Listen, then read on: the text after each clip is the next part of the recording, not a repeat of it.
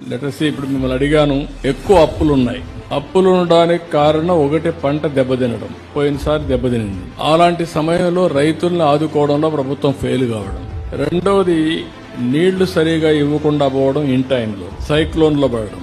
మూడోది మీ కాలువలు లేకుంటే డ్రైనేజ్ ఉంది, ఆ డ్రైనేజ్ లో ఏవైతే ఉన్నాయో ఆ నీళ్లు బయట తీసే మెకానిజం లేకుండా పోవడం. ఇవన్నీ కలిపి రైతు అప్పుల ఊబిలోకి వెళ్ళిపోయాడు. అంటే మీకు ఆస్తి ఉంది, ఎప్పుడో ఒకసారి బయటపడతామని, వేరే పని చేయలేరు, వ్యవసాయమే చేస్తారు. ఎందుకంటున్నానంటే తాతల ముత్తాతల దగ్గర నుంచి మట్టిని నమ్ముకోవాల్సిందే, చేసుకుంటూనే ఉంటాం. నీకు ఇష్టం ఉన్నా లేకపోయినా పొలం దగ్గర పోతే నిద్ర రాదు నీకు, ఎవరికైనా. అయినా కాదు, మీరే కాదు, రైతు అనే వాళ్ళకు ఎవరికి కూడా పొలం చుట్టూ తిరగకపోతే రాత్రి నిద్ర రాదు. అలాంటి సమస్యలుంటాయి. నేనేం ఆలోచిస్తున్నానంటే రాష్ట్రం మొత్తం రైతాంగాన్ని అప్పుల నుంచి బయటెడదేవాలి, వ్యవసాయాన్ని లాభసాటి